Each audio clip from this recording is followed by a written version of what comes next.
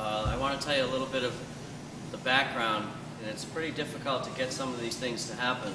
We've been trying to do this for really more than a year. A lot of you probably remember Jake Arthur, graduated last year. His father travels to Kenya and other places in Africa and has been doing so for at least a decade, maybe longer. And we tried to get a pen pal program going last year. It didn't really materialize, but now we're happy to have from the Maasai tribe in Kenya, and this name is a little tough, so I'll try. Joseph, I have to look at it. Olatipocaano, is that right? Yeah. Not really. Who wants to tell you a little bit about his culture and some of the background around Kenya. So please help me welcome our guests this morning.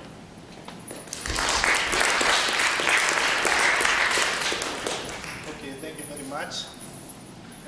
My name is Joseph Olatipocaano, and I'm currently visiting the States for a cultural exchange education program with the schools. And before I proceed with my introduction, as part of our culture, whenever we meet with groups of people, the first thing we do is we exchange greetings. And the way we pass our greetings, the word for hello in my Maasai language is super. And you respond ipa, meaning you are taking in the greetings. And in our culture, just to discuss a little bit before I pass you my greetings, the young boys and the young girls, they pass greetings by bowing down and the elders touch their heads. And then that shows a way of respect. So, and even to the adults, they shake hands. So, ladies and gentlemen, super. Okay, that's good. Thank you very much. Yeah, I feel now at home. So, I've just shared out my names. And back at home, to give part of my introduction, I am a school teacher back at home. I am married. I have 4 children. I am 37 years old. And also, back at home, I am also a chief in my village. And I teach at my community schools. I'm one of the luckiest people in my village who was able to go to school. As I will discuss later how our people and how my community is until we came to embrace education. So I'm quite happy to be here today in the States sharing with the schools. This is my first time to be in Boston. This is my third time to be in the States. I've been visiting some various schools, sharing more about our lifestyle and our culture. I've been to the United Nations, sharing more about education. I've been to the American University in DC. I've been to Philadelphia, New Jersey, Philadelphia, and also Virginia. And also some schools in New York. And the person who invited me here to be here in Boston was once a volunteer in Africa. She came to my village, and that's how we got connected. And this time, I'm visiting here for 2 weeks. Tomorrow I'll be leaving to Philadelphia for 4 days, and back to Boston where I'll be sharing with a couple of schools. So just because of time, sharing so that we can go to a topic to share more about my people. How many of you have ever heard about the Maasai? Okay, great. Where did you hear about the Maasai? My brother went to Kenya for a few summers, so okay. My Maasai. That's great. So were you there? No, but he was there. Okay, so he shared to you, he met the Maasai. He said there's a lot of very tall Maasai people. Okay, yeah, that's great. Yeah, most of them are tall, but with genetics. Sometimes in the society we have tall and short people. Okay, the Maasai are an indigenous people of Africa. They are only found in 2 countries in Africa. That is in Kenya and Tanzania. In Kenya, they are located on the southern part of Kenya. And in Tanzania, they are found on the northern part of Tanzania. We share the boundary. we live in a communal way of life. That means our activities, we work out as a community.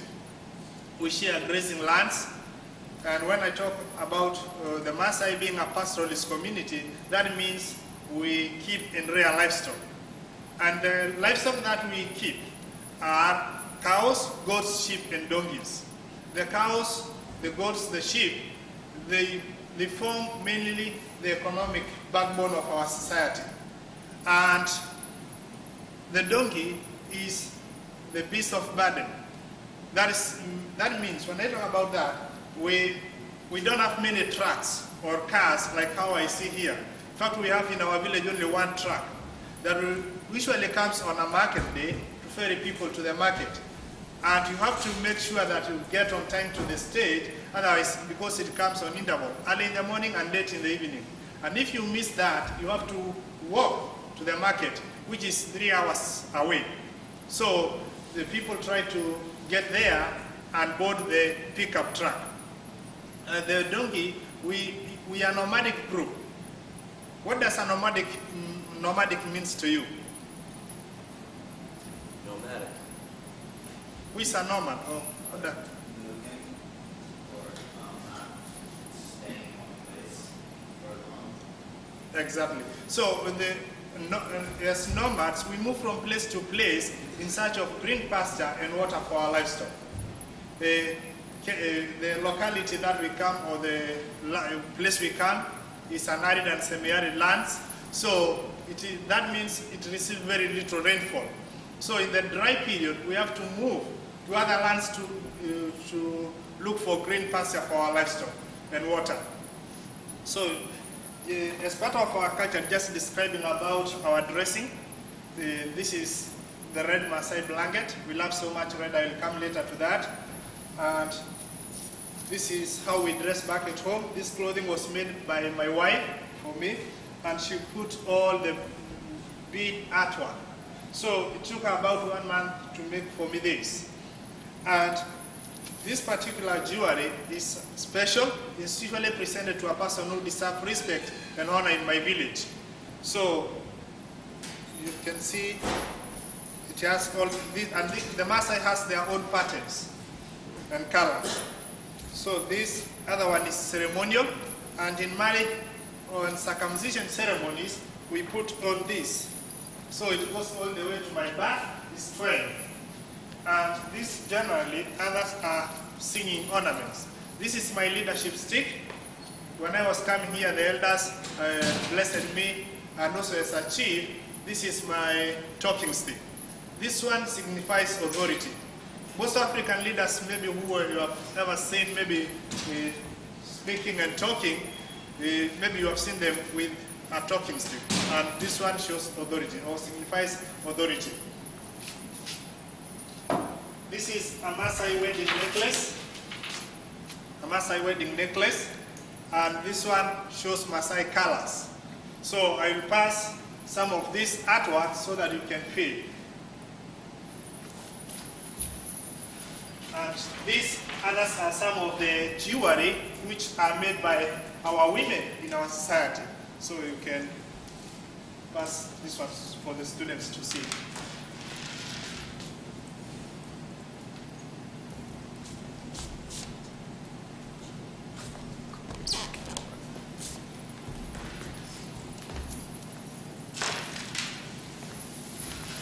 Okay, I will go for describing the Maasai colors. Okay, this particular jewelry, okay, the ladies make all the jewelry in our villages, and this one is made on a buffalo hide, so it's very special. Blue to us means the sky, where we believe we originated. Our story myth of creation describes that we came from the sky with all our livestock, cows, goats, and sheep and donkeys, in a big hide down to a great depression of land in the great lands of the Rift Valley, and later came up the escarpment and spread to all other parts of the world in search of green pasture and water for our livestock. So blue to us stands for the sky.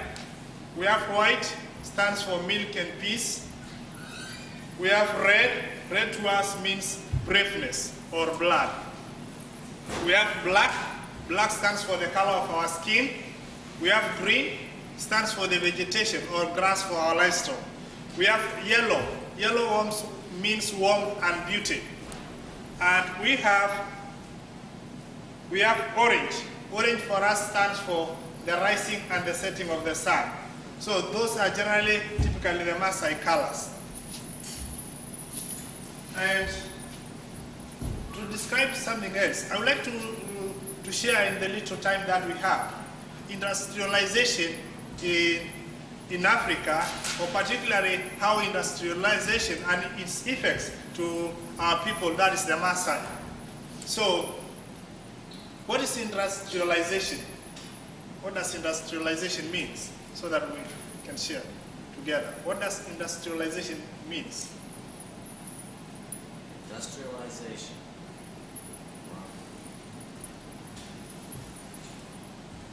They know. Don't let them fool you. So we can participate, all of us. What does industrialization stand for? It's like the growth of like, economies and industry, and like I think generally means like I feel like it talks about like more Western industry and those kind of things. Is that right? Okay. Like growth. Somebody help him. Somebody help him. Mr. Scott's class is studying this, I've been told.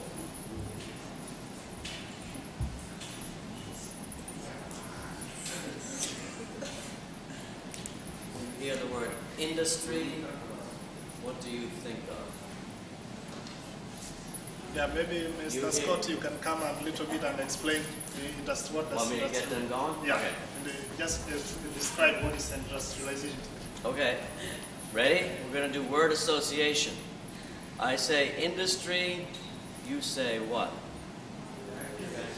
Factories. I just heard that. You want to talk about factories? What is your name?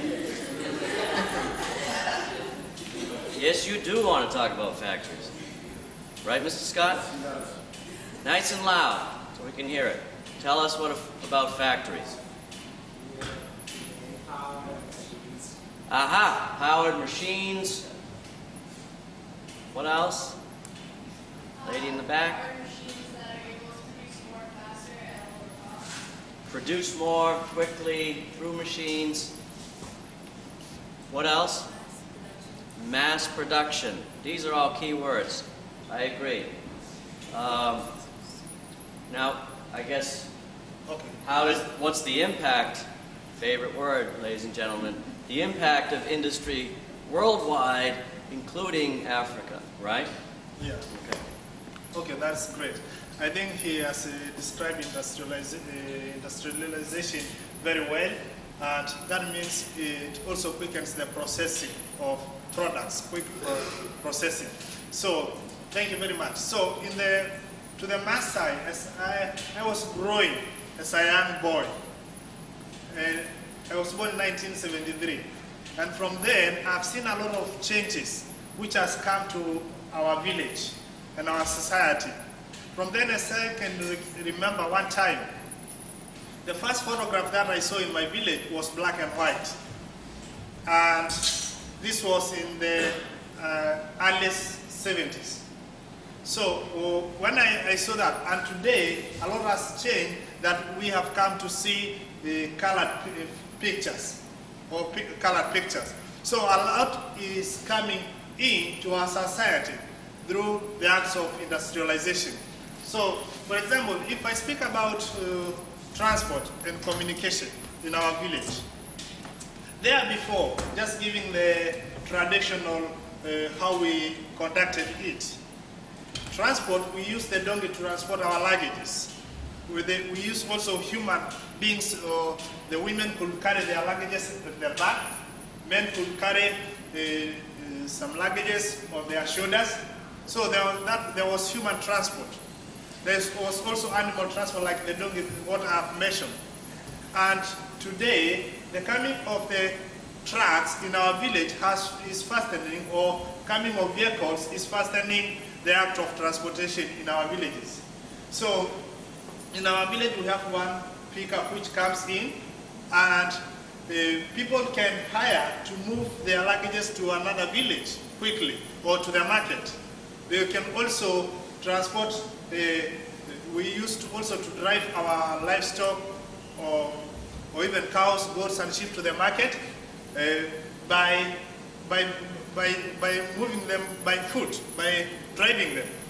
But today, you can meet, maybe somebody can put a goat into a pickup and maybe take to the market.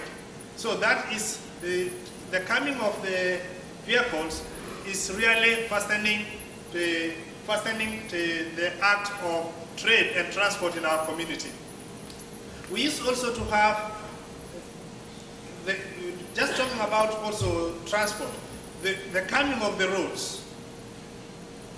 We see the roads are being paved, and we used to have walk up and down the mountains and valleys. So the coming of the roads is really fastening the act of trade. Just speaking about trade too, we used to have something we call barter trade. This is, what does barter trade means to you? Barter. Arguing for prices. What? Like arguing for prices. Arguing for prices? Negotiate price. She's saying you can negotiate the price, say I'll give you this or that. But there's another meaning. I know where you're trying to go. Connor? Like where you could sell one of your goods and they would give you one of their goods and be a trade-off almost. Okay. Instead of, yeah. That's great. Yeah, what I mean here by barter trade is the exchange of goods and services with goods and services. So here there is no monetary cash exchange. So the exchange of goods and goods, or services with services.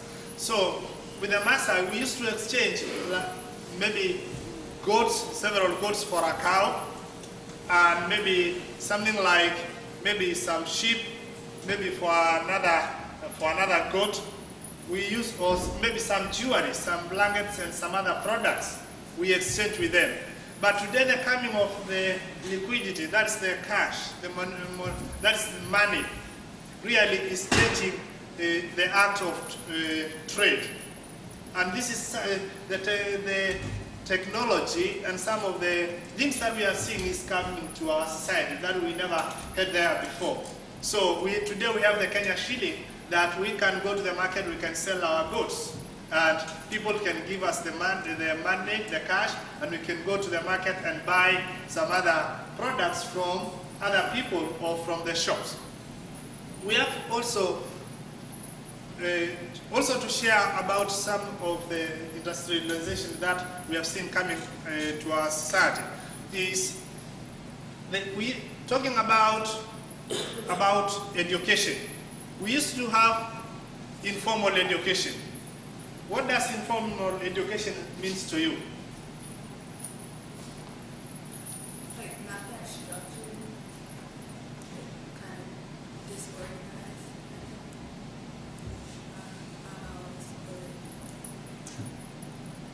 Come on out. Okay, good Informal. trial. Good trial. Informal.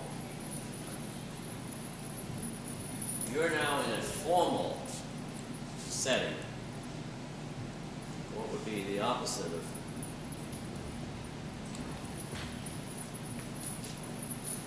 This is going to make You're them. required to go if you want to attend. Okay. Yeah. Okay. It's the law. They have to go here. What? They must go. It's mandatory here Uh-huh. that they go until what, age 16, I believe? Yeah, when I talk about informal education here, that means there is no reading and writing. There is no writing. So we, as Maasai people, and even today, still goes on, we have informal education. And informal education is whereby the society passes its own cultural values and traditional ways by word of mouth, or either by observation, or by learning through observation. But here, understand that there is no writing and there is no reading. You just listen and you understand. So and the way we carried it out was that we had some stories. We share through stories maybe in the evening. Children, we can share stories. The young warriors can also learn from the village, from the elders, what the way of life of the people through observation. And we can also do it through poems and riddles and through songs. So that's how we pass education to our children. So that's an informal way of learning. But today, the coming of the schools, whereby we have the Kenya government is introducing classes or schools in our villages, whereby children are required to go to classes, like now how we are here, and they are taught how to read and write. At school, I teach my students English, mathematics, social studies, science, and creative arts. So, and also, there is also religious education that we teach at our schools. So, we have seen that one as is coming to our society, and it's really changing our people, because our children are learning how to read and write. So we see also children spend some time at school, more time at school now than the time they stay at home with their parents. So we have also schools being constructed. We never, in the informal way, we never had places or classes whereby we go and sit and learn. Except maybe in an informal way, whereby the warriors go to the bush, they eat meat for maybe 3 months with the elders, and they advise ways of how to be responsible. The girls stay with their mothers, and they are taught how to be responsible women in the family, or how to take care of their families. So the coming of the formal education is really something else, which is fastening, changing our people way of life. And something else I would like to share here is the health issues that are coming to our community. And we used to have traditional methods of treating people. Like here, if somebody becomes ill, where does a person go? If somebody becomes ill or sick? Hospital? Okay, traditionally, in my Maasai community, we had traditional medicine men and traditional herbalists. What does a herbalist mean, stands for you? H-E-R-B, B-A-L-I-S-T, herbalist. Herbalist.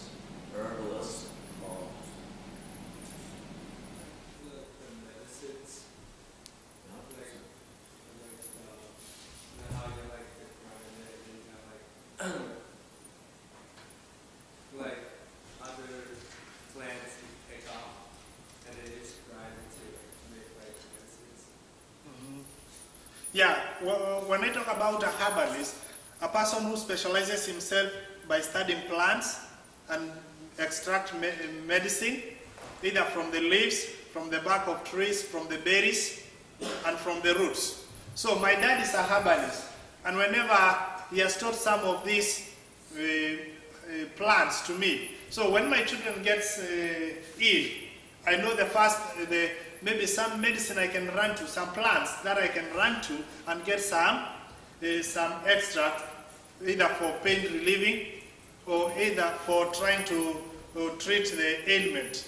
So today, the government is putting mobile clinics and health centers within villages. So we are seeing this is modern life, which is coming to our people that we did not have there before. So in that, when I touch a little about communication, we have today the cell phones coming in.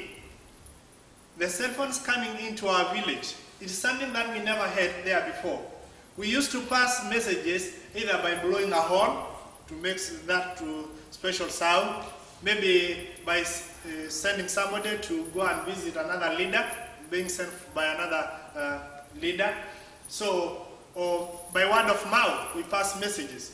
And there was also, maybe there is a way that some sounds that we could make, and to signal out. There is also smoke that we could use maybe in mountains to pass so that people can really learn or try to learn what is going on, or something is really, some attention is being made somewhere. And today, we have seen the mobile coming in, so, and also letter writing at schools, and this is fastening the way of communication. So in my village, in fact, I'm one of the luckiest chief to have a cell phone in my village. So cell phone is really changing. We don't have computers in our villages like the way you do here. So, and my host family, all the time I'm at the computer trying to read and to the news, and also to search some things which are in the internet. So at our schools, we don't have computers. So it's totally very different with here. We have also electricity. Here, you are very lucky you have electricity at your schools. We don't even have, where I come from, we don't have in our villages electricity. What we have is that we depend on the daylight, that is the sun, the moon, the stars light in the night, and the fire. So it's really something very different. We have also water. When I try to see, you have a lot of water, piped water in the houses, everywhere there is water. Where I come from, we depend on rainwater, water conserving water pots. So the women walk and carry about 20 liters of water at their backs. So they walk for something like approximately 10 miles to draw water. So this is very different. I walk to my school. You are very lucky that you drive here to school, or you are driving. In my village, I walk 2 hours to get to my school and 2 hours to walk to come back. We start our classes by 8, and by 4:30 we walk back home. And also something that with my daughter, my eldest daughter, we walk with her to get to her school, 45 minutes, and to get back, she has to walk back in the afternoon. So here when I try to share comparison of life, it's really, I can say you have a lot of things here compared to rural villages and back in Africa. So you have to appreciate really. So just because of time, I don't want to take my time. Maybe if you have a question, I would like to give you so that we can participate, all of us, before I sing for you a Maasai song. Do you like the changes that have happened in your village because of industrialization, or do you not like the cars and the technology and stuff? Are you for them? You like it, or? Yeah, I've seen some of the advantages of some of the things that has come to our village, like education. Education is opening us to understand the broad world and to be able to interact with other communities. So education, although not many parents still, some children are not given the opportunity to go to school. And as a chief today, I'm trying to encourage my people to go to school and to take children to school. That's one of the role models who has tested the goodness of education. So in my community, I've initiated some village schools. In fact, I've initiated one of the schools right now there, which is serving 55 children. In another village, we have another school which has children from 3 to 6 years old, 7 to 8 years old, who are looking after their livestock. So we by creating those village schools, we give the children the opportunity to go to school and to be able to learn. Because the Maasai, we have come to know that, to realize we have lagged behind in many socio-economic development issues compared to other communities in Kenya, because we did not embrace education first. In fact, somebody in my village who was sent to school was taken as an outcast or did not like the cows. So with that, many elders did not like, first of all, to embrace education. So we were left in many socio-economic development issues. And if you come to Maasai land, you will see there are no good, like these other communities or cities. You see they have good roads, they have good water, drainage system, they have electricity there, they have also all sort of technology. That's why, because I go to the market 3 hours to try and get to the internet, to try and communicate even to the people who hosted me here to the States. And that's only on a Saturday. So, and with that, we would like to see our people try to develop and also to be able to catch up and also be represented in the central government. Because without education, they are being left out in many issues. So education, I consider very important, is bringing light to our community and will bring to our community and will lead us to progress. And another thing that I have seen is that about health. We used to have, if somebody had an accident or a fracture, we used to have our own traditional method of maybe trying to treat the patient. But today, or maybe even snake bite, we used to have traditional ways of trying to treat. But today, with the coming of the health centers, you see it really saves lives. So that is something that we are seeing is good, positive. That's health.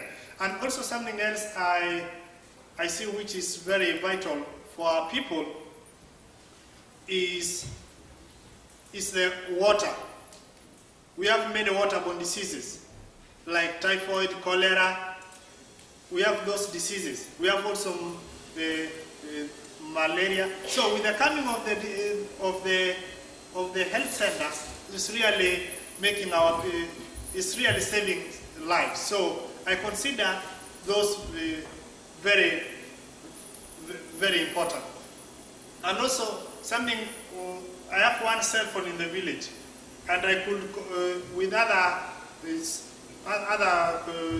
government, central government representative, so I could communicate with them. So really something which could save me walking. So I'm seeing some of these are really changing. We have also some of the coming of the money. Really, when I go to the market, instead of transporting some other goods bulky, I could put into the pickup and it could charge me something minimal just to drop at the village, and the ladies can come and collect them. So it's really fastening. So something what I've seen here, volunteers come to our village. In fact, I have right now there was a volunteer who went to my village to educate the community on the rights, on human rights, that's the rights of the children on education. So when they come, they try also to teach us health and sanitation, which is a major problem in our villages, and also about HIV/AIDS, because this is very common. So with this, I see some things which are really helping our people. Only some things that we see our youth, especially those who go to town, maybe to look for guard jobs. I see them, they try to stay there, they try to copy the life of the people there. And maybe somebody can put the volunteers bring for us such like clothes like this one, and others will try. When we go to town, they say, "Oh, we don't want the clothes. We like to put on the Western clothes." So this is really something. Or maybe they would like to speak another language more in the village that the people do not understand, copying other languages. So it's something that I see I do not like in my village, just changing our way of life, our language, our dressing. We like so much our food. Our food is meat, milk, and blood. So with that, I like so much. I don't know how I can do without meat. So it's really, when I came here, I was introduced to other foodstuffs, new foodstuffs here. Like there's one I ate pizza. Yeah. And there is eggs. I was introduced to new foods when I came to the States. And really, I love the way we meet together as a community. We eat our food, we eat our meat, we drink our soup, and milk. So it makes me, I feel energetic with that, and I feel good.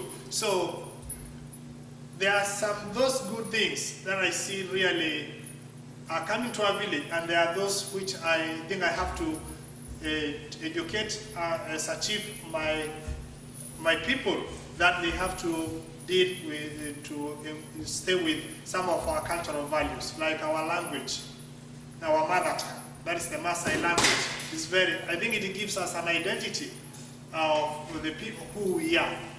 So I'm quite happy about that, and also the way we dress, I like it. So there are those good things. Any other questions? Any other question?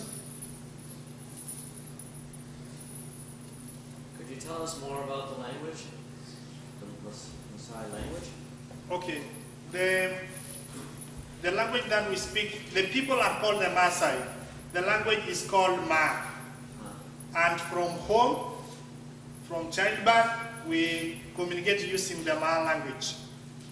So the word for hello is super. Then you respond, that's great. Thank you very much. And thank you to our mother tongue means ashe. So when I say to you ashe, when you tell me ashe, that means thank you. In English, at schools we learn English, and also we learn Swahili. These are the two national languages in Kenya. So today the children are learning so that we can communicate with the other people in Kenya. So, for example, in Swahili, jambo is just hello. So jambo. Yeah. So do you have any other question?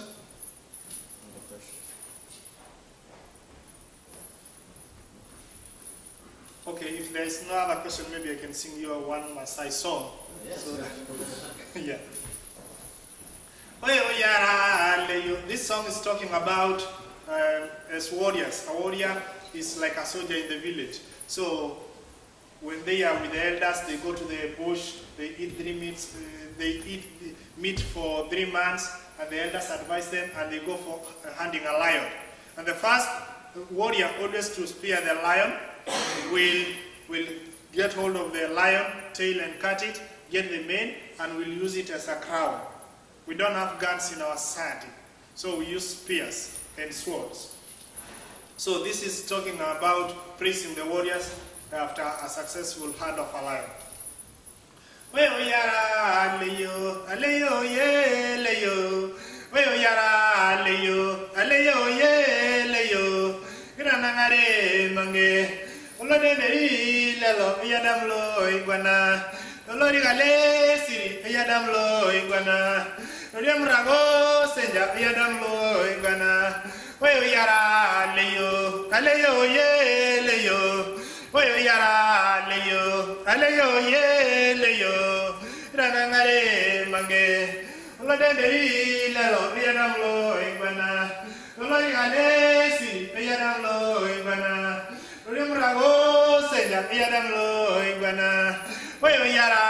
leyo, aleyo ye leyo.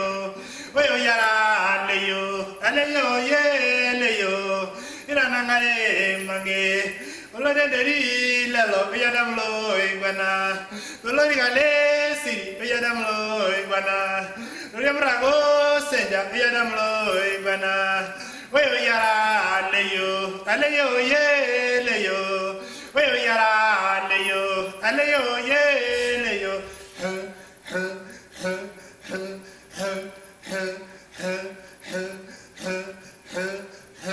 Wayo yara leyo, aleyo ye leyo. Wayo yara leyo, aleyo ye leyo. Ranangare mange. Olode deri lelo biyadam lo igwana. Olode gale siri biyadam lo igwana. Olode mrago senja biyadam lo igwana. Wayo yara leyo, aleyo ye leyo. Wayo yara leyo, aleyo ye leyo. Wayo yara leyo, aleyo ye leyo. Wayo yara leyo, aleyo leyo. Thank you very much.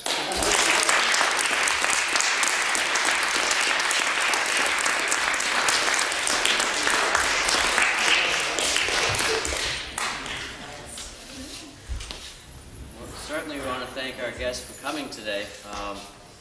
I'm hoping one of the key things I think that history teachers struggle with is trying to make things more personal. If you talk about industrialization, well, we're talking about the lives of people being affected by that. If we're talking about changes in technology or changes in culture through trade and contact and other things that we're talking about in my class, it affects real people and affects their children and things like we're seeing here. So I'm really happy that we're able to do this today, and thank you for being a great audience too.